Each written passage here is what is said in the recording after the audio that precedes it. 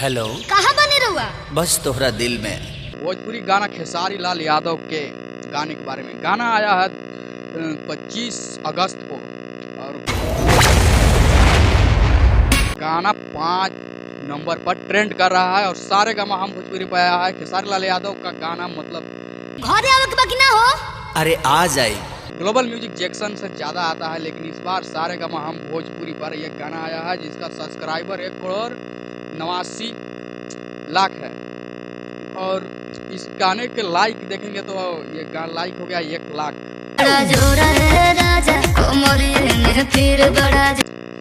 और इस गाने में आपको नज़र आ जाएंगे खेसारी लाल यादव और नीलम गिरी। मतलब आप गाना देख चुके होंगे, हम 2 दिन लेट हो गए वीडियो बनाने में।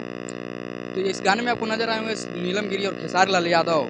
और इस गाने का टाइटल है कमरिया में पीर। इस गाने को रिलिक्स दिए हैं इस बार, मतलब देखेंगे यूनिक है जो रिलिक्स दिए हैं वो हट के है थोड़ा सा। और उनका नाम हम ले रहे हैं कि निर्जला एनके उनका नाम है जो रिलिक्स दिए हैं इस गाने को। कमरिया में पीर जो गाना है वो उसका रिलिक्स देने वाला है। और इस गाने को म्यूजिक दिए हैं मधुकार आनंद और डायरेक्ट किया है सुमित कुमार रोहित शेट्टी। मतलब इस गाने को मतलब बहुत बढ़िया से बनाने का कोशिश किया गया है इस अब की बार। मतलब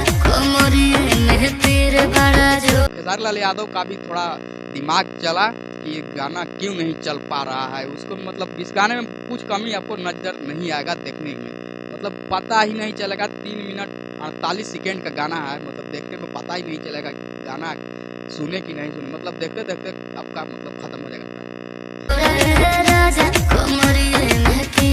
गाना बहुत बढ़िया है, नहीं सुने तो जाइए सुनिए। सारे गामा हम भोजपुरी पे ये गाना आया है और गाना 5 नंबर पर ट्रेंड कर रहा है। 2 दिन हुआ है आए गाने का और 3 मिलियन प्लस व्यूज हो चुका है 2 दिन में। मतलब गाना रहता है तो खेसारी लाल यादव गर्दा फरले रहते हैं व्यूज के मामले में।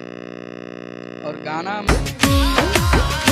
मतलब बहुत बढ़िया है, जाइए और जाकर सुनिए। कमरिया में पीर ये गाना का नाम है। तो मिलते हैं अगले नए वीडियो में। वीडियो कैसा लगा, वीडियो पसंद आया तो चैनल को सब्सक्राइब कीजिए और लाइक कीजिए। मिलते हैं अगले नए वीडियो।